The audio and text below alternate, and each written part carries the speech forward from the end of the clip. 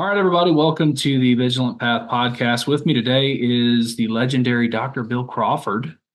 He is going to discuss with us a little bit about his journey as becoming a physician, and then how his life pivoted to being just this big strength enthusiast and being so involved in stone lifting and Highland games and all the different strength sports that we all hold near and dear to our hearts. Uh, Doctor, please take it away. Well, I'd first like to say thank you for having me. It's always a pleasure to be able to talk about strength and anything strength. I was lucky enough to get an original copy of Iron Game History by David Webster that was personally sent to me by Jan Todd. So that was pretty special. It's a 1976 book if anybody wants to check that out. But that completes my set. I have all of David's books.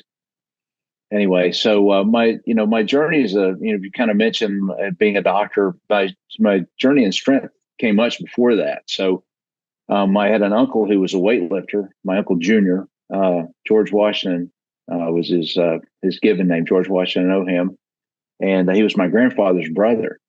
And so he said, "I want to take you somewhere." I was 13 years old, and so we got in the car and we drove to Georgia, and he wanted to show me someone that he knew personally and had competed in weightlifting, back in the 50s with.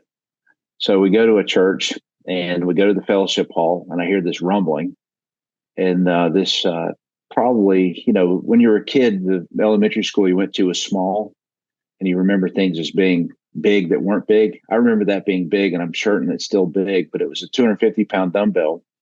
And out strides Paul Anderson, who lifts the dumbbell and presses it over his head, and gave us a talk about his boys' home and getting donations for that.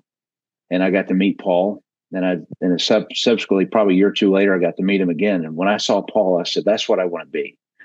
And that made me a strength fan. So it's not just about being strong myself, which I found out I was pretty good at it. So it just turned into a lifelong passion. And I still have that passion to this day. So I'm sure that you probably had some pivotal moment that really struck you. And I could say that, my Uncle Junior, spoon fed me Paul Anderson, which is pretty unique, I think. And then I started, talking about lifting. So my Uncle Junior got me into his garage, and it was a standard York barbell. I mean, like the small diameter. And he had plates, and he basically, the first lifts I learned were the snatch and the clean and jerk and the clean and press. And he kind of rigged kind of a squat rack out of 2x4s on the side of his garage. And so before I ever did a bench press, I trained on the Olympic lifts on a dirt floor for a year, and I do that a couple of times a week. And so it just fed me into lifting. And so the first meet I went to, that was a powerlifting meet, 1978. I bummed a ride with these guys, and I went to the North Carolina Open, and I got there, and there was all these mighty characters with, they were just looked massive guys back in the 70s. You've seen pictures of powerlifters in the 70s. They were just muscular, and they looked great. And they were really strong. They were just a cast of characters, almost that rivaled pro wrestling, And years later, I heard that Ivan Putski used to go to that meet and do bench presses. I mean, it just was unbelievable. So I got involved with that. But then my uncle got me into meet Jack King. Jack King was a great weightlifting coach in Winston-Salem, North Carolina. Many people have heard of him. He was Bill Starr's best friend. And so that was the kind of ilk that I got mixed in with, and started doing Olympic lifting competitions. I had competed in Olympic lifting and powerlifting through high school. I took a football scholarship for a couple of years. People think it's odd, but I just didn't like the game. I did it because it was a way to go to college and have them pay for it. So I took time off of college to go live with Jack and to compete and to lift and compete and work at his gym, which my parents didn't understand, giving up a college scholarship to lift weights. That sounds funny even today, but back then it was really even worse because I was young and it just seemed like not a great thing to do. But and Jack would have Bill Starr live with him. I don't know if you know about Bill Starr, The Strongest Shall Survive, prolific writer, wrote from Milo amongst other things, but really wrote so many other books. And he and Jack would be around, and then I got hooked in with some of the York guys, and I'd go up to York, Pennsylvania, and live, in the dorms at York College and lift. And my training partner was national champion Jimmy Cook, and I would go up and train with Lee James, 76 silver medalist, and he and I would stay in a dorm at York College and watch Super 8 films of him lifting in the Olympics in 76 and other weightlifting. And then we'd go to the York gym and I brought some protein powder and I'm walking away and Lee says, "Hey, you know who that was?" I was like, "No." He said, That was John Grimmick." I was like, I thought he looked pretty muscular. If I'm throwing around some names of hopefully the people today understand was John Grimmick was basically the first Mr. America. He was an Olympian in weightlifting and first Mr. America. And he was I say all these names mostly just to stir, some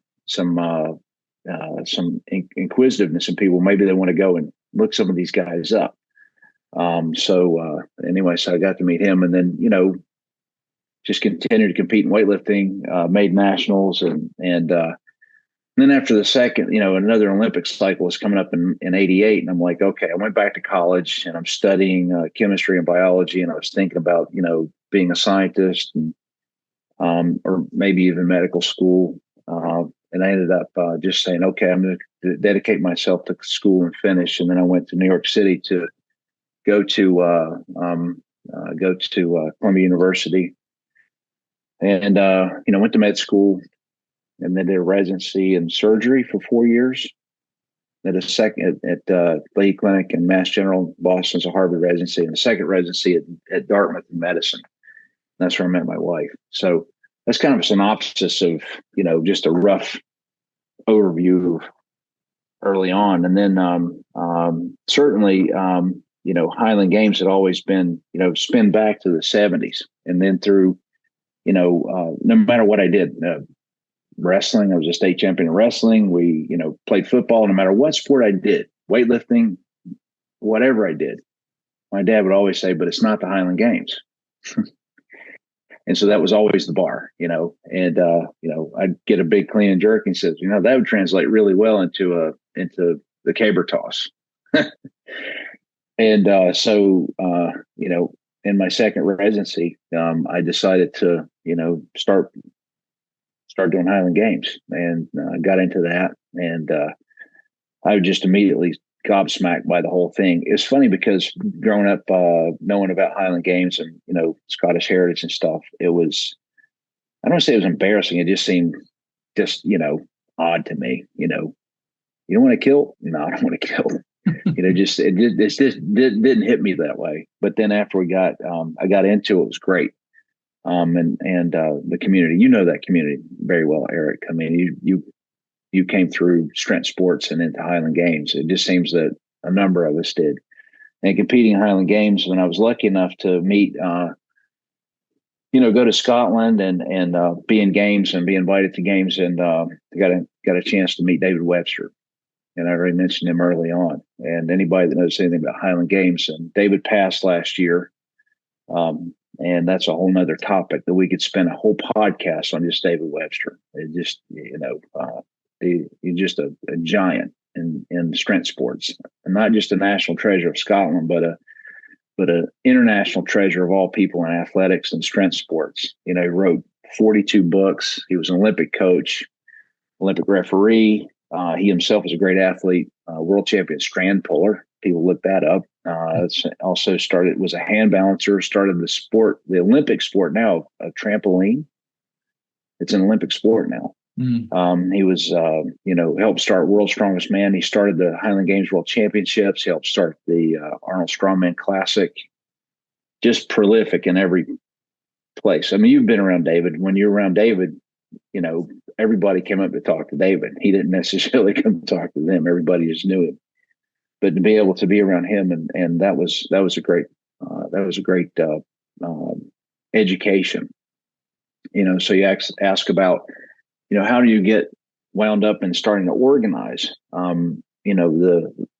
knew my athletic career someday would just say, okay, I can only do this for so long, and got really involved in helping others. And so it's just a passion to have it preserved. That was David's passion. He really wasn't a Highland Games athlete, but he knew the importance of Highland Games.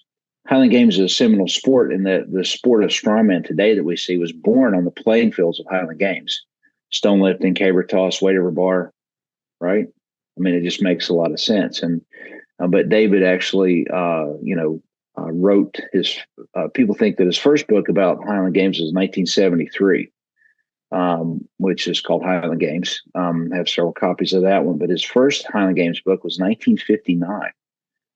A small book that's either leather bound or has a tartan plaid, tartan wool cover on it. Small kind of booklet, about 80 pages, and those are copies those are pretty rare. But and then he wrote a third book, World History of Highland Games, which a lot of people today have seen. It came out about 15 years ago. But David's idea was that, to spread Highland Games would be to spread Scottish culture and also strength culture in general. Mm-hmm. So being around him actually helped. And he basically just mentored me in how to think about Highland Games and to be not just an enthusiast and a fan, but also, how do you take a Highland Games or make a sport, and how do you grow it? How do you make it bigger? How do you promote the athletes?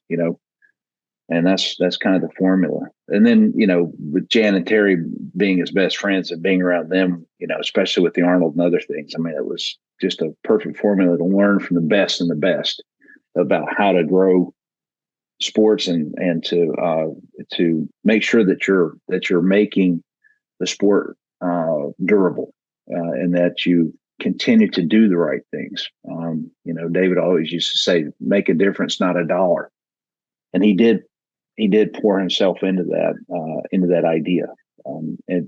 So that's where that came from. I'd have to say that it was sort of a journey through being a strength athlete, into kind of taking a hiatus for several years, getting my education to become a physician, which I'm not a PhD, I'm an MD and a full-time practicing doctor. But to go into, continue that strength sport idea, right? And my family's super involved in all that. They, running Highland Games. Our daughter does physique competitions now. She used to be a soccer player. Our son's has done a lot of Highland Games, strongman, stone lifting. And so it's all just been it's all been a journey, and I think that anybody who has a passion for this, people ask me, what are you first? What keeps you going? Now I'm working with Road with this live streaming for the strongman. What makes you, what makes you get up and keep doing this and spending time? I just got back from Canada 2 weeks ago. We're going to Maine this weekend to all these Highland Games, and we run our own Highland Games, the Crystal Coast Highland Games, and part of strongman and stone lifting, all that stuff. I'm a fan. I'm just purely a fan. I mean, I love this stuff. I mean, looking through books of old weightlifters, I mean, if that doesn't give you chill bumps, what's it about? Seeing pictures of people talk about Sandow. Where did he come from? And who was his coach and who were his influences? And then bringing on through, see pictures of Apollon and all the different Hackenschmidt and all the great, figures in weightlifting. And where did barbells come from? Who made the first barbells? The first plate-loaded barbell was actually George Winship, who was a physician in Boston, patented the first plate-loadable dumbbell around the Civil War. And he also started something called the Health Lift. It was basically a machine. You would go in these parlors and pay a couple of dollars or something, or get a membership. And so you can imagine these people in Victorian times coming in with big hoop dresses or, these buttoned up collars with a top hat, and they'd walk off the street in Boston and basically kind of tugged on this sort of universal machine looking thing. It was basically a deadlift, and people would do it every day. The health lift, that was the deadlift. So just when you see those kind of things, and you see that history, and where's a barbell come from? They used globe barbells in the Olympics until 1924. And they didn't round out the lifts, and 36 is probably like 32 is probably your first modern Olympics. You got 3 lifts. You exclude the one hand snatch, the one hand clean and jerk. My timing might be a little bit off, but it took time for that to evolve. The Olympic plates that revolve instead of being the standard plates and not globes. We just take so much for granted. People didn't do squats. They did squats by cleaning the weight, maybe propping behind their head or somebody picking it up, or Milo Steinborn tilting a bar and getting under it and trying to do some squat racks. Heiss came up with, he was really the first big proponent of squats. And they had terrific development from their legs and quadriceps by doing these lifts. So just trying to understand all those things and to dive deeper and deeper, and always seeing these things, and just a huge collection of books and magazines. I'm always looking for something I've never seen before. By the way, if you ever want to really dig into something like that, make a pilgrimage to the Stark Institute, University of Texas. Jan Todd, Terry's passed, but Jan Todd is the curator, she and Terry started that, and it's a mind-boggling collection. The Inch dumbbell. Well, okay. The Travis dumbbell. Okay. All these different, the Jowett anvil, some of the earliest lifting implements. The first book that mentioned weightlifting from the 1500s is in this collection. Just a mind-boggling group of statues and implements and books and materials. So I just throw that out as something that has to be said, because if you're a real enthusiast for strength sports and strength history, and a lot of Highland games there too, via David. So all that kind of piles up into, I'm a fan, and that's what keeps me going. And I think everybody it's funny to talk to some of the top strongmen, and if you want to talk turkey about strength history, pull Brian Shaw to the side. If he'll give you a few minutes, that guy, he knows his stuff, right? And a lot of the top strongman guys do, particularly from their own countries. You can ask them and talk to them about it, and they just they have that passion for it, and they want to continue to talk about it. It's a matter of being able to know what country you're from. If you're from Canada, you got to know who Louis Cyr is, Doug Hepburn, right? I guess now Mitchell Hooper. If you're from Scotland, you know all the great names to the Highland Games: Donald Denny, Bill Anderson. I mean, I'll say Alistair Gunn, but I don't make his head too big.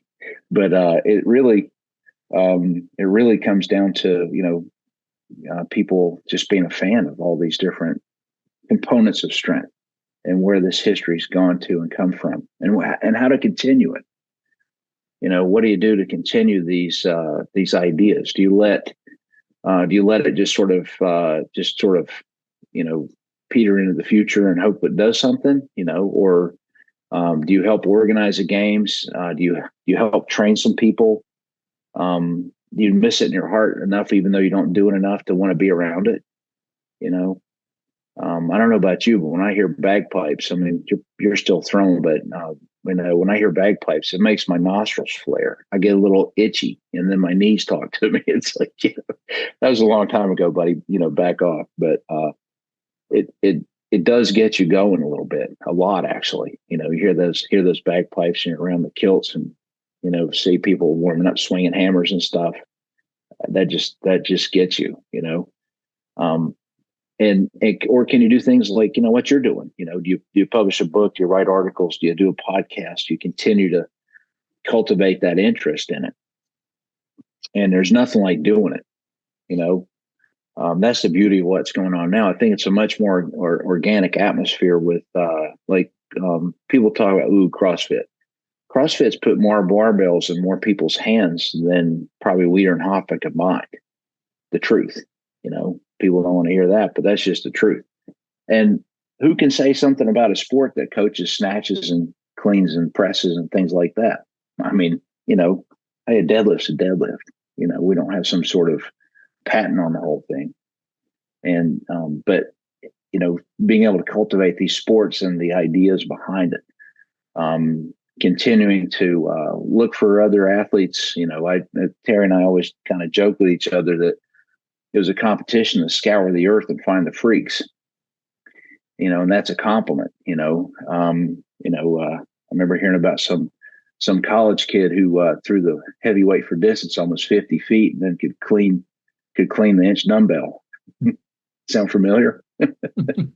And I got you sweating a little bit now. So, and you just look around and you find these people and their stories, and that's what continues to really keep me going. I found out about some kid in Holland who's like 7 feet tall and is interested in Highland Games. Right.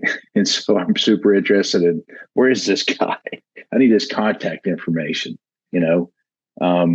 We all have those kind of thoughts about how's the best way to, continue to cultivate athletics. Watching the Olympics should have everybody really tuned in. I mean, watching running and weightlifting and wrestling and, it kind of gives us a break from the mainstream sports. I didn't watch a second of basketball, no offense to anybody, but, yay, we won. That's great. I didn't even watch soccer. I was interested in, watching wrestling. I still, everybody hoots and hollers when somebody, does a pick six, in football, right? But to watch an Olympic wrestler pour out every ounce of his guts and get a medal, living in solitude, what a quiet life that must be. As a weightlifter, the same thing. You know what it's like to be a strength athlete. That's something that strength athletes do, is they, for the most part, live and train in silence and solitude, by themselves. So you don't do it for the accolades of others. You do it, that burning desire to be stronger and to compete. So that's to find people that have that. You can almost always find people who don't, who have maybe talent, but don't have the necessary desire. I talk about someone who's maybe, really tall and maybe a lot of physical gifts to compete in something, but that's not always where it is. I mean, how many guys have you known that just are much better at something than they should be, when you see them, or a female. I hope you watched that Rogue live stream. Everybody's seen it. It's been replayed a million times. Chloe Brennan lifting the Denny replicas at a body weight of 145 pounds. I mean, that was live. It was electric. It was the most electric thing I think I've ever seen. And that was very special to watch and be around. And that's the kind of thing that I'm talking about. I hope that mostly we have a generation of lifters and athletes and organizers who want to not just promote themselves, but it's about promoting their sport and having continue to live. Being in a place where you can ask of yourself, but ask of others to be able to make sure that what you're passionate about lives. Whatever it is. And I think stone lifting has been a great example how fast it's grown. I'm sure you watch some of the stone lifting on, a lot of YouTube, a lot of Instagram, a lot of everything. And it's even made its way into, some of the bigger strongman competitions. And, it's funny to drive, you're just driving anywhere and you'll see a bunch of, stones outside of a gym. Almost every gym's got a stone or something, kettlebells, all these implements. But it basically comes from people's understanding and passion for those different things. I think that if there's one wish that I have for all of this, is to keep keep Highland Games alive. Keep Highland Games alive. My son, he does some of it, but also too, so it just lives through generations. Keep stonelifting alive. These things can kind of peter out and not do well over a period of time. There's some sports that are on the decline, and I want to make sure that we maintain that interest and that enthusiasm. Not so much that people want to pay to see it, and some people make a living, which is something I think would be great if we could have athletes that were strength athletes who could actually make some make a good living from it, but that's not the goal. The goal is the sport. I don't know if when you go to a local meet. I've done some announcing for some USAPL, some powerlifting. You see local lifters or people who drive there on their own dime and lift and put everything they've got into it. Or go to an Olympic lifting meet and see somebody retrieve a clean from rock bottom. And you ask yourself, like, why do they do that? And how do we keep this going? Because it all adds to your life. So what would be the goal for me too, is to have this parlay into people understanding strength sports. I talk to people every day in my office. What should I do? How do I get in better shape? There's a lot of information about weight training now, as far as your overall longevity and health. I don't know if you ever have, if you've seen, or if anyone else is watching has seen the information about longevity.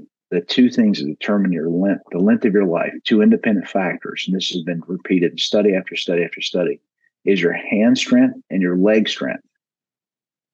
It's not how far you can run at once. It's not, a lot of other things that people think. It's your hand strength and your leg strength. Those are the two things, the independent factors that's been shown over and over in research to determine the length of your life. And I have to say your quality of your life as well. So I always tell people, the American Diabetes Association actually recommends, if you have blood sugar or metabolism issues with your blood sugar, you should lift weights. All these medicines that people are scrambling over to get to be able to lose weight, you can do that with weight training, heavy weight training. Oh, I'm getting older. I'm going to cut the weight back. I'm going to lift 10-pound dumbbells. Nothing against that. But what you should be doing is learn how to do squats, deadlifts, power cleans, bench presses, overhead presses, snatches, maybe, and pushing yourself to get stronger and building some muscle, because that actually helps your metabolism as much as anything. Yes, you should do some cardio, go for walking, cycling, if you can still do it, run, that kind of thing. But those, I talk to people on a daily basis about weight training. And I've had some people that actually have parlayed that into successfully losing 30 or 40 pounds maybe, or just getting stronger, better shape, and feeling better about themselves, getting over their aches and pains. But there was a book called Barbell Prescription. I don't know if, I'm sure a lot of people are listening or watching probably have seen this book. And Barbell Prescription basically talks about the aging athlete and how they can use basic compound exercises to maintain their strength and their balance and improve their health and their longevity. And it goes through the, what's called the sick phenotype. In other words, someone who, you eat fast food, maybe you smoke, maybe you drink a bunch of beer every week. You're not lifting anything. You're not walking. You're not sleeping well, and then you flip it over and he shows a person who, heads to the gym 3 times a week, trains at home or goes to a gym and crawls under a squat bar, disciplines themselves to, learn some lifts and to really put in some time, do a farmer's walk, learn how to do some kettlebell work or, those kind of things, how to perform a power clean, all those different things. And it doesn't mean that you're supposed to go out and become Mr. Olympia or something. It just means that you go and learn this compound exercises. So I think that's something that I think that I've parlayed a lot of my enthusiasm into when I talk to people. some people think I'm nuts, and I'm sure most of them, and a lot of people appreciate it. They just said, I've never had anybody actually tell me these things. And some people go and they start joining gyms and they get a little healthier. I think Arnold talks about that all the time, like just get involved, go do something physical. I just can't say enough about that. And that's what I talk to people all the time. Um, you know, if, and again, it doesn't mean that you're supposed to go out and try to do something that maybe your age or some ailments don't allow safely, but you can still do it. I mean, it's, I think that's why a lot of us remember watching Conan the Barbarian, and Conan had the sword and he's by himself and he's training. And he just looks at the sword, and that's exactly what I think about when I go out to my gym and maybe it's 9 o'clock at night. I've had a long day and I'm like, well, I just don't really feel like being out here. So it's time to do power cleans and deadlifts. We're going to go after it a little bit. Everybody's got that moment. And do you feel better when you finish? Yeah. And maybe a little sore the next day. Okay.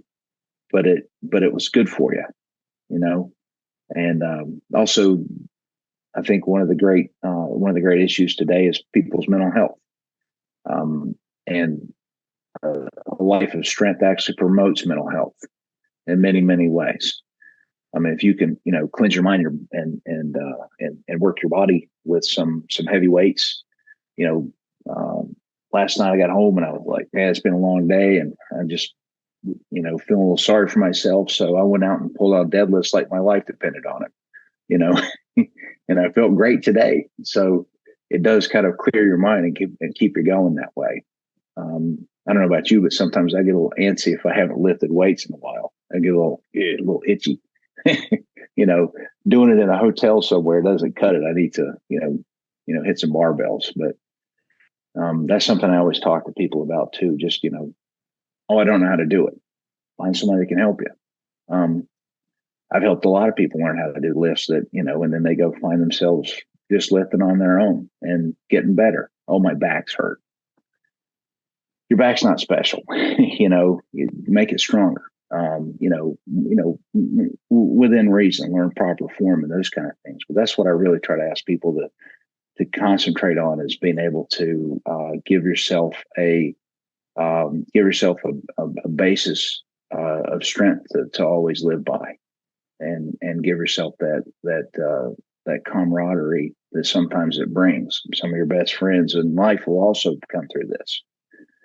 And I've got a couple of friends who are doctors, but really my friends are all lifters. I've got some mighty characters that are around, and that I call friends, that, and they're the people I treasure the most. And it's not just on, how much they lifted or what championship they won. It's mostly just their character and the fact that they always are around it and love it. If you want to get really enthusiastic about strength training or just sports or strength sports, Chad Clark, that's a person that, he just embodies that. He just comes out of him. And every time I talk to him, I get pumped up and get a little sweaty. I'm like, oh man, I got to do something now. I always have to brace myself before I call him. I try to train before I talk with him, so I don't find myself, out in the gym at 10:30 at night.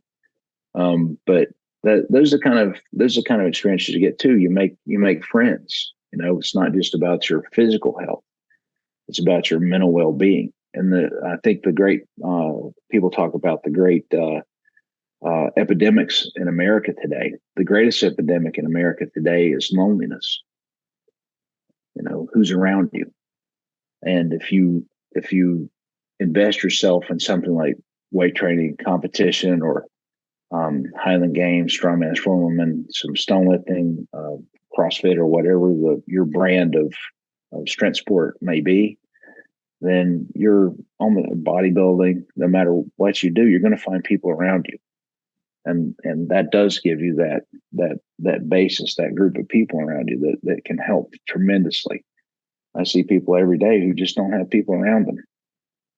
But I've seen some people that I know somebody who was Mr. Illinois 1958.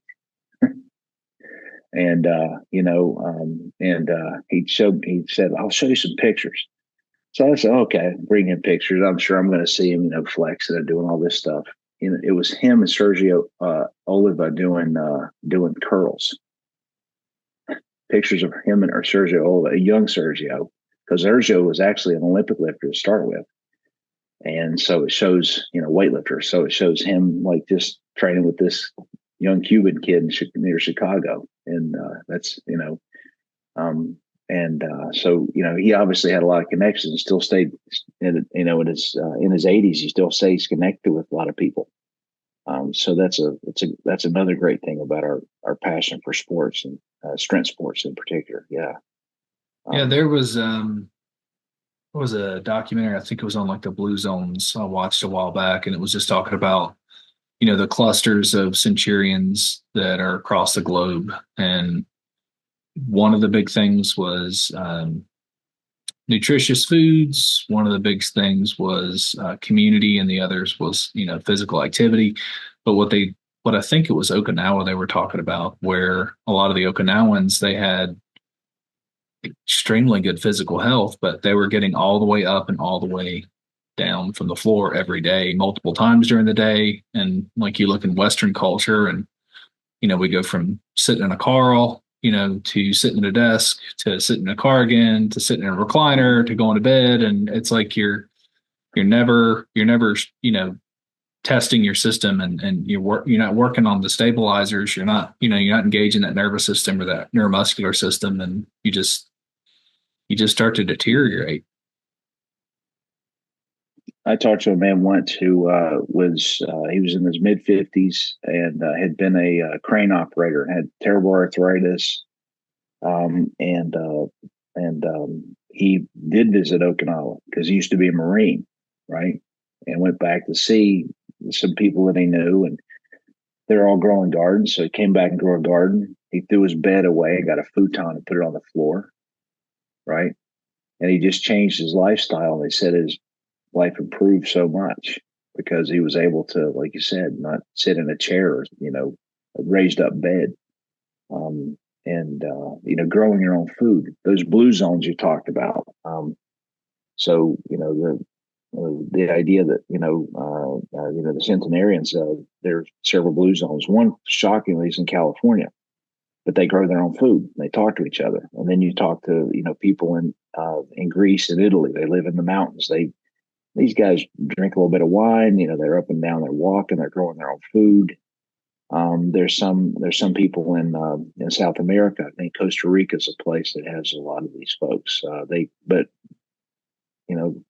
100-year-old cowboys, literally on a horse, working a ranch.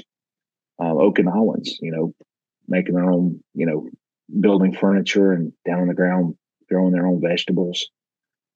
I would definitely recommend people grow vegetables. We've been doing that. It's very fulfilling, and it also makes you kind of be a little more physical, with procuring your food, and it's also better for you.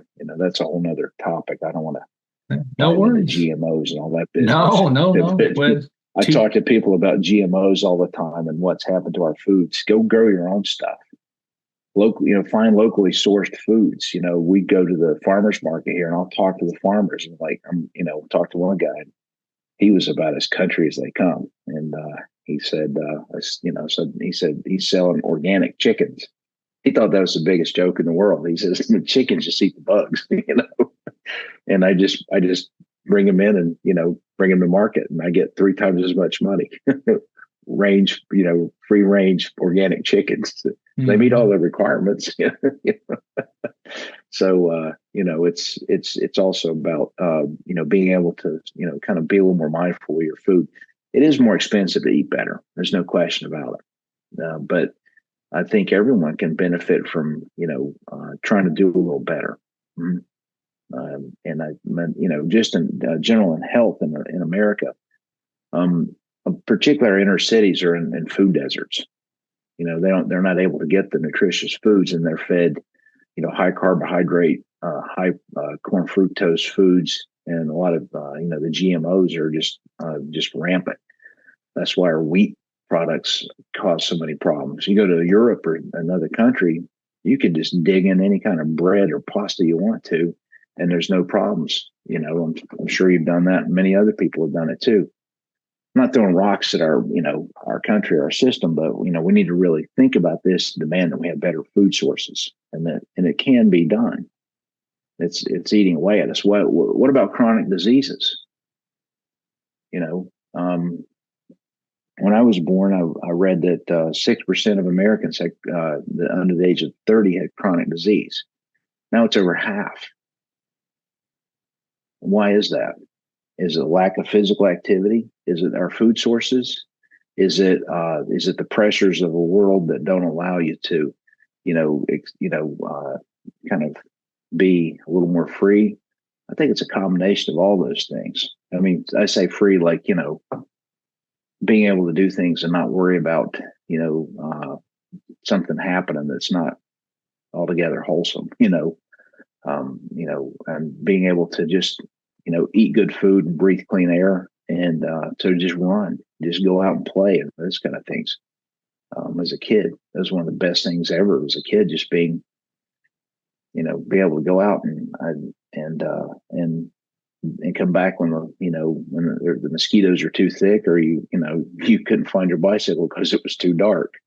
That was really special growing up. But our children, we need to really ask those questions. Challenge what we're told. And people say, well, you can't really challenge these things. The smartest people have figured it out. But the smartest people are scientists, supposedly, or some of the smartest people are scientists. And the scientific method is to question, right? Since when can't we question things? And that's why, the first person you should question is yourself, I think. Before you look at other people and ask unreasonable things of other people, look at your own self and ask those same questions of yourself. Don't go into something feeling that you're above those things.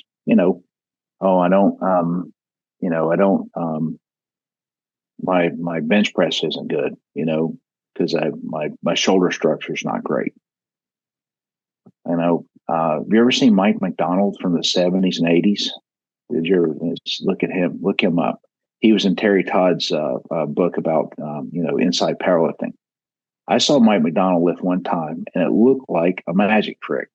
The guy had I don't think he had 16-inch arms. And he'd come in weighing, he'd wear loafers and like dress socks and a lifting singlet, and he'd comb his hair very particularly.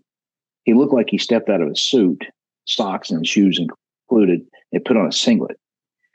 And he would lie flat on the bench and press 550, 600 pounds at like 200 to 250 pounds of body weight, setting world records left and right.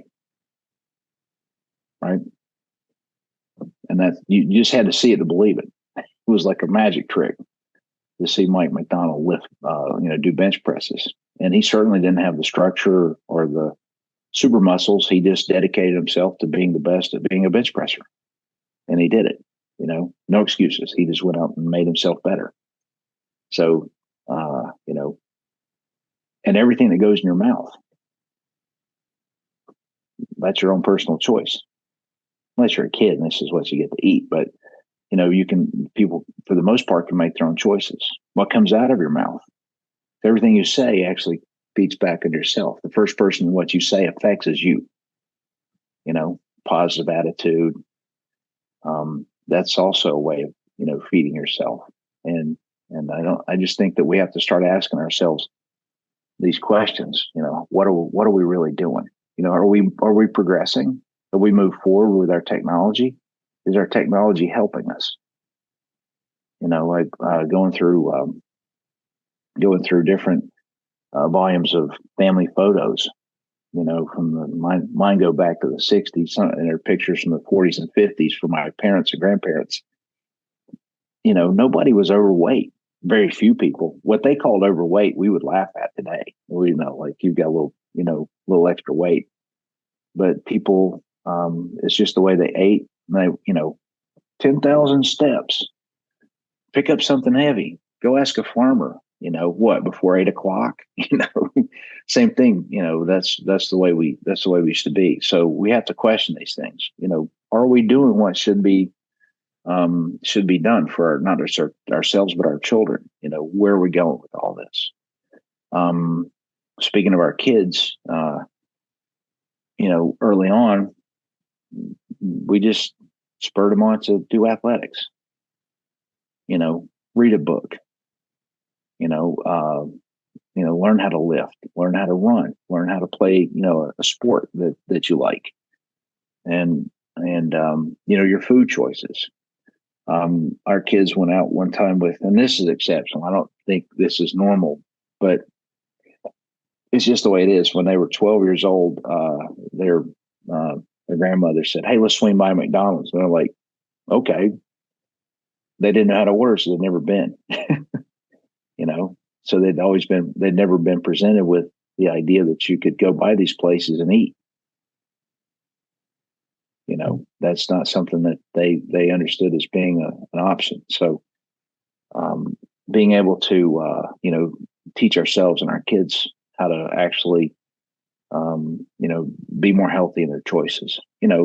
Hey, I like a bowl of ice cream or, have a cold beer like the next guy. But I think, for the most part, what you do on a daily basis in general, is an example of other people and just also yourself. I mean, that's the question that I think we should be asking ourselves. What are we really doing, and how do we promote our own personal health and promote healthy lifestyles outside of, just our personal self, like just showing other people. Mm-hmm. When I watched that documentary, they were talking about the Okinawans, I think, and I want to say it was a concept called the ikigai, like that central purpose for being, that the physicians, they said, would actually ask during like an assessment of a patient. Like they would ask them, what's your ikigai? What's your purpose? And I think, kind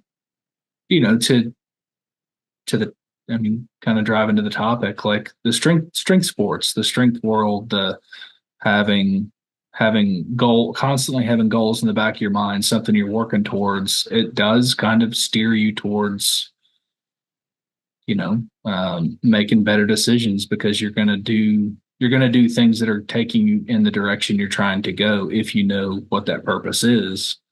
And I think a lot of folks maybe are making bad decisions because they haven't really figured that out yet, or, had that time to reflect like you described earlier. Mm-hmm. Mm-hmm. I mean, some of my, some of the best things that I could think of are having, I was lucky enough to have Steve Slater come to our house a couple weeks ago. He and his lovely wife stayed with us for a few days, and he's the guy that does all the equipment, for strongman. And so we're, we go out our son was home for that week, and we go out and we're like, hey, let's do a little something. So we pull out a squat bar. We start warming up with squats, and then my son comes out and he's like, and then another guy shows up and just like spontaneously, and we're like, you know what we should do today? We should pull on Denny rings. We should put some plates on those rings and see what we can do, because Steve would always want to try it. So we go through the process of lifting the plates on pins with rings like the Denny stones, and talking about it and really getting into it. And I'd purchased an inch dumbbell replica from him, and we kind of messed, kind of tried to train with that. And then we went out and found ourselves out in the yard lifting a stone or two and talking about that.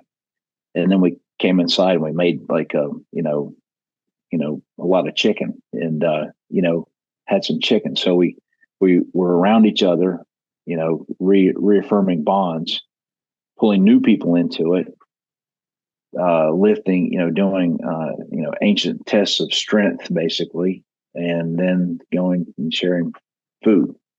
We had chicken, and we had some chopped up a bunch of vegetables we'd gotten from a friend's garden, and we put some of the things in on that we got from our garden. And so I at the end of that day I said, that's about as good as life's going to get for you. to be around family and friends, doing strength training and sharing a good meal. You go to bed that night going like, wow, that's about as good as it gets. But it kind of pulls together all those things we talked about. And it doesn't have to be kumbaya or anything like that. I mean, you can do that. You can replicate these things on a daily basis. Dear friend Eric Sauvé and your friends Eric Sauvé, Robert Troop, Dana Florence, all those guys, Highland Games guys, stone lifters, strongmen. And we had an old saying: if you had tacky or chalk on your hand that day, that's a good day, no matter what. And you can always do that kind of thing, even dropping on the floor and get some push-ups in, even if it's not a training day. And you can always make better choices for the foods that you eat, and what am I going to do that's going to help me? Maybe I've got a workout I'm planning, with somebody. What can I do to make sure I'm you got to go to work and, there's demands of life and those kind of things, but you can do some things that can make do you need to sit up till, 11 o'clock and watch that Netflix show? Or can you go get in bed and try to get some additional rest, right? Or can you read a book, or can you pull out some books from our old strength magazines, maybe, and go through it and keep it enriching your mind, or read a classical book. I always think that every day is an opportunity to make yourself a little bit better, and it's the accumulation of those things over a period of time. And other people look at you like you're, I just, don't concern yourself with what people think of you. I know when we have Highland Games and different strength sports and different things that we promote, average people kind of maybe see our friends and how passionate we are and our bond, and they think, well, that's just odd. Okay, maybe it is. I'm okay with that. These are my people.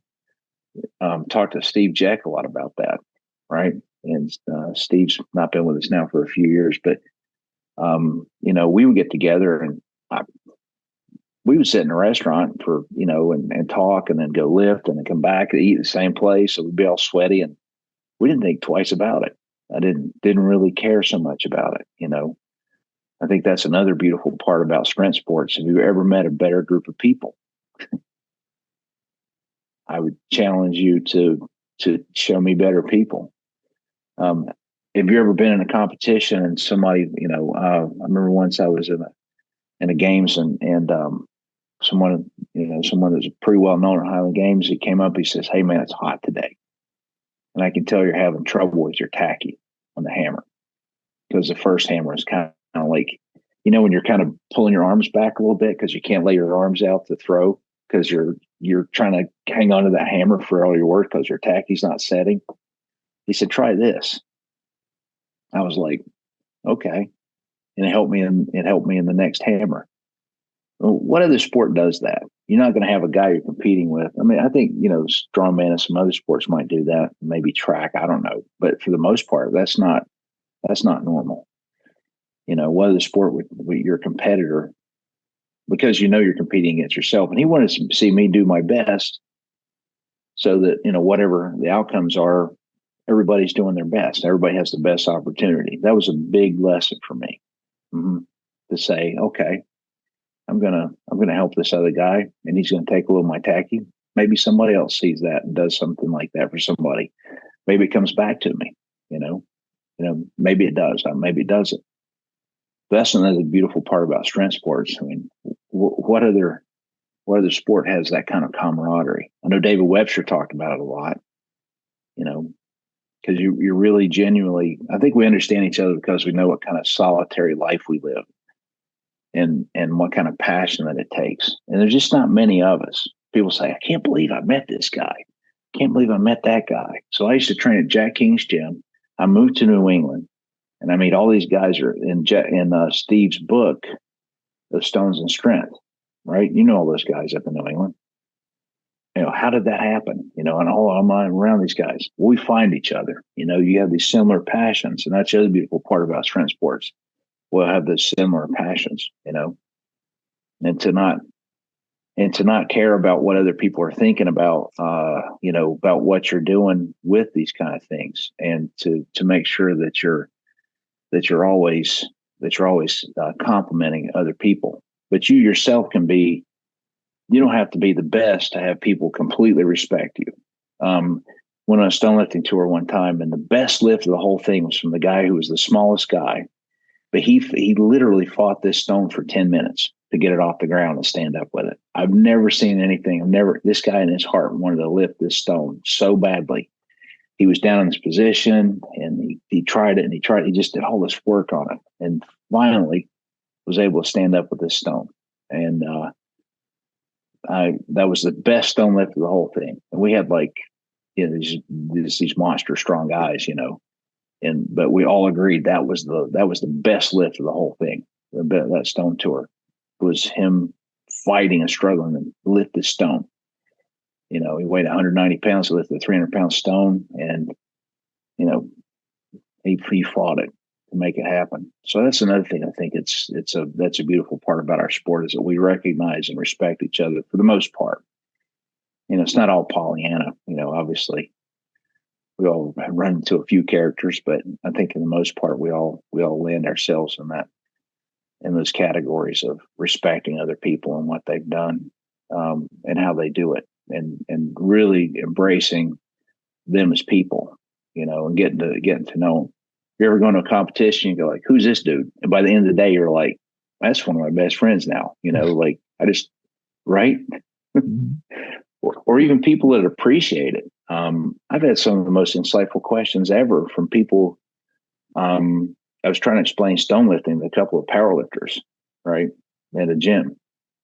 And just so happens one of the guys' moms came to pick him up because his car was on the blitz, on the fritz. And so she listened to me talk about stone lifting, and she started asking the most insightful questions, and she got it.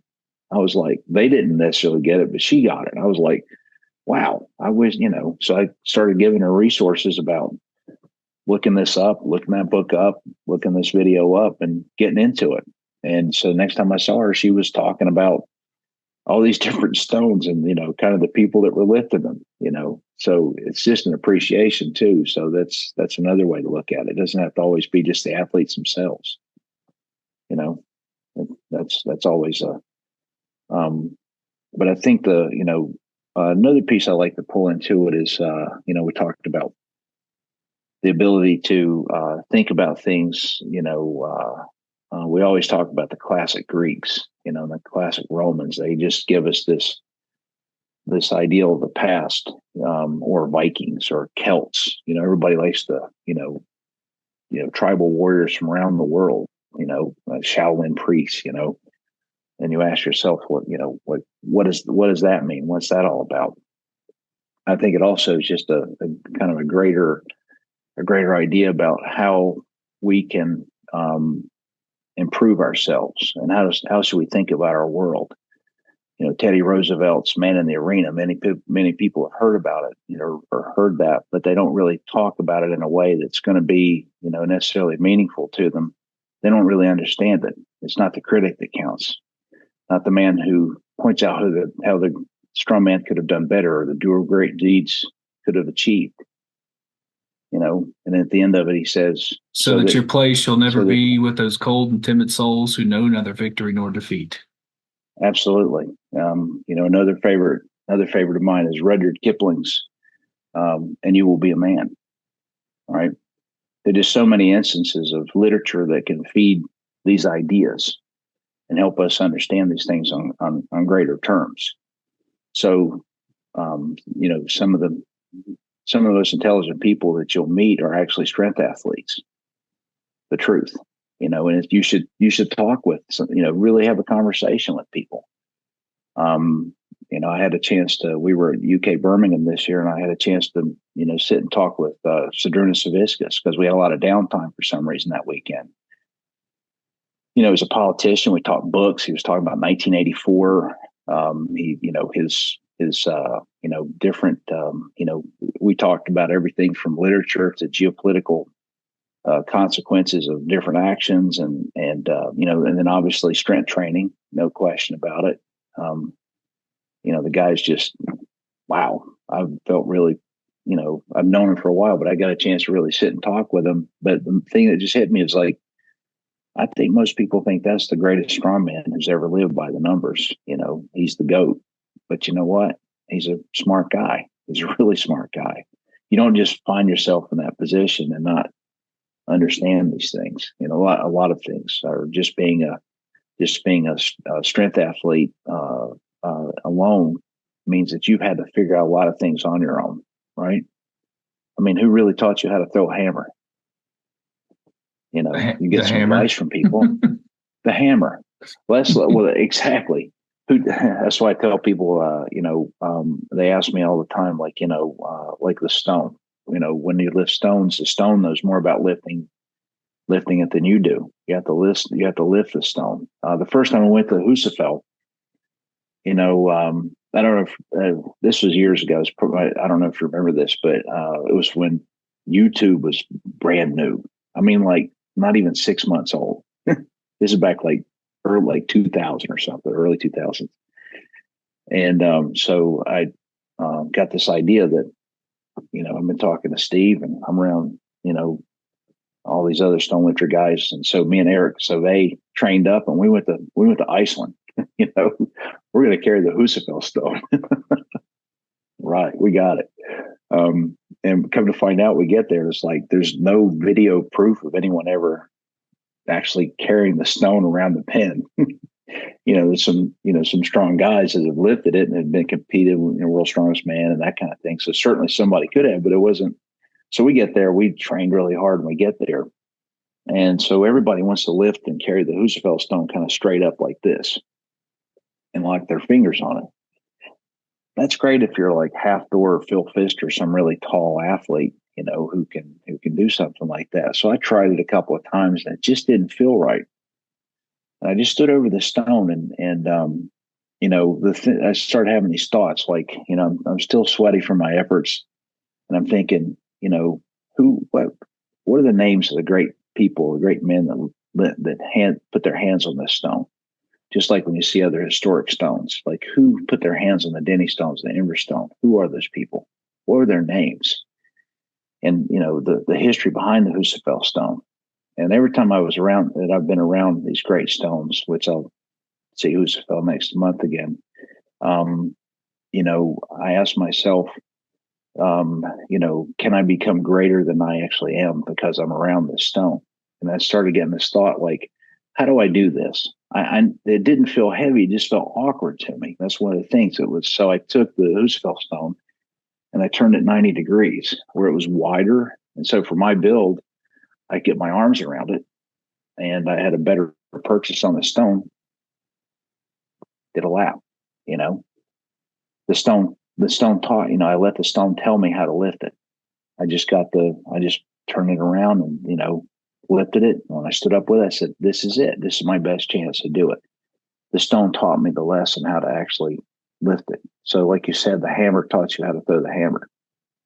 This stone, particularly that stone, and that was like a huge eye-opening experience for me too. Just that, if you just listen to the stone and read the stone will let you know how to, what's your best chance of doing that. But what it really affects is being able to come back to yourself and say, who am I inside?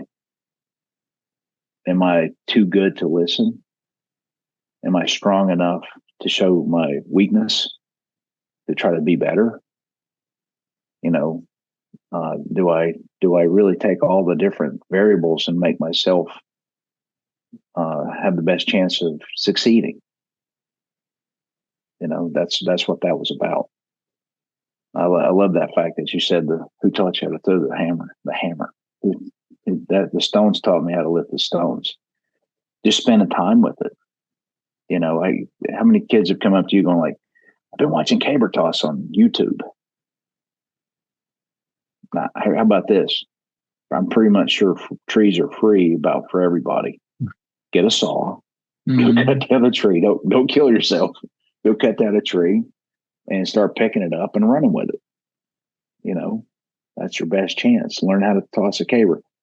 get some people who know what they're doing around you and watch at games and ask questions. But the main thing you're going to do is just spend time with the implements. There's no replacement for that. Yeah, I would agree. I would completely agree because, like you alluded to earlier, you'll meet some really intelligent people in the strength world, and I think a lot of that probably has to do with there's a lot of qualities of introspection that goes into being a strength athlete and learning how to create leverage and figuring how your body moves, like figuring that out. Like you described the situation with the stone, like you can't, only you can lift that stone the way you lift it. No one else is going to lift it that way. Like that's your process to figure out. And I think a lot of folks that have that strength background and strength enthusiasm, they're people that are, open to discovering the truth about themselves and what they're capable of. Well, that's another thing about, some sports that I'm most attracted to. They're the more primal sports like throwing an implement. There are some rules, but the rules aren't as great as they are with weightlifting. Squat, rack, bar down, all these other things. You got another person participating, a judge, and you may or may not get the lift even after they've done all that, right? Whereas a stone, you either pick up the stone or you do not pick up the stone. And if you're putting a stone in the Highland Games, as long as you stay inside, stay inside the area, inside the trig area, whatever kind of trig you've got, and keep the stone to your chin. There's just a couple of very minor rules. It just goes as far as it goes. And you'll go to a games, you'll see, get rotational style, gliding, shuffle, standing puts, all kinds of different ways to do it. That's just the way they do it. And then you try to, if you try to correct them, you might actually screw them up. I remember I had a training partner who was a really good lifter, and he liked in weightlifting, we talk about arm pulling, like cocking your arms a little bit off the floor. That's supposed to be a no-no, right? He went somewhere to get that taken out of him, and his clean and jerk his clean went down 40 pounds, 20 kilos. He went back to arm pulling, and he's back. That's just the way he did it. Not optimal, but that's the way he did it. Yeah. And he spent a lot of time doing it too. Not everything is textbook.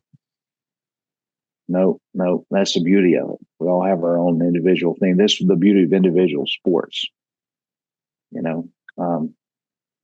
What like we've kind of covered a lot of ground. I've been rambling. Thank you. No, you're not. You're not rambling. I mean, you've dropped a lot of wisdom, and how would you summarize your final thoughts on everything, or what would you want to? What's that last nugget you'd want to share with the audience? Well, I think that watching Rogue's film about Terry Todd, the commissioner, the commissioner of power. If anybody's had a chance, I'm sure a lot of people watched it. I recommend everybody watch it. And it starts off with the idea that it's an ancient Greek proverb that says, "A society grows great when old men plant trees under which they'll never sit in the shade." And that's kind of what I feel right now for me. My journey has been, I've done my journey as an athlete. I still like to work out, and I still, a little bit of goody in the gun, but that's not my place. My place now is to plant those trees, to give more opportunities. And I've been really proud that my wife and I started the Highland Games here in North Carolina, the Crystal Coast Highland Games, and then also helped start another Highland Games in New Hampshire this past year. And it was in June, the festival of Fort Worth. So still planting trees, and I hope to plant more trees. I know when Terry Todd did die, he was 80, and a month before that, he said, "I'm just hitting my stride," meaning he was able to promote athletes and come up with new events and to continue to strengthen the strength community. That's what I'd like to do. I like to continue to get better at doing that and giving people opportunities, your time for a hero passes, the best thing you can do is to create heroes, because they're the people who are going to be looked up to, and they're the people who are going to carry your sport. So if I can, create opportunities, plant trees, and make new heroes and promote people to do those things, that's what I'm about. Is because it's just wonderful to see people succeed. And if you don't like to see people succeed and you wish it was you, I guess, I don't know, kind of feel sorry for you. That you should always be positive about other people's success. I think, as long as it's positive, it's a positive thing. Not being successful at doing something bad, but I'm saying, becoming good at sport or improving themselves. It's always amazing to me the people that you'll meet that overcome unbelievable things to show up. I talked to a single mom at a powerlifting meet, right? This lady weighed 140 pounds. She benched 245, and she raised 3 kids by herself. I was like, you might be the strongest person I'm going to meet. Right? Think about it. 100, almost a double body weight bench out of she's 40 years old. I'd say over 40, and she had 3 kids at home that she was raising. So what do? She says, I get everybody to bed, and I go to the basement, and I start loading plates on my barbell. I said, what do? She says, I bench press. I said, how many days do you bench press? She said 5 or 6 a week. I was like, wow, that's amazing. Just a person I met. Never knew who they were. I can't remember her name. I was so impressed by that person. So being able to go out and meet these people and give people like that an opportunity, and plant those trees, keep that going. That's what I'd like to say. Would be my closing statement on things in general. Because hopefully someday we'll see. I hope other people maybe see. I've seen other people do this. I'm trying to continue to do that. Somebody like Steve Conway, right? Pleasanton. I mean, how much opportunities he created for so many athletes, right? Same thing. I'd like to be able to just emulate that. Maybe other people can see that, and they themselves continue to give other people opportunity. Yeah, I mean, that's what it's all about. Paying everything forward in life. Yep. No, this is great. I definitely appreciate you coming on. Thanks for having me. Yeah, no, this is good stuff. It's good to know we have a lot more in common than I would have thought. But you dropped a lot of nerdy philosophy on us. So that's stuff I've always geeked out on. So that's good to hear. That's all I've got, man. That's the best I've got. I can't do anything different. No, it's good stuff, man. One of my favorite Greek proverbs was, with enough leverage, you can move the world. I always got a kick out of that one. But appreciate everybody watching, and I'll post some links of interest shared by Dr. Crawford here for your viewing pleasure, and look forward to you joining us next time.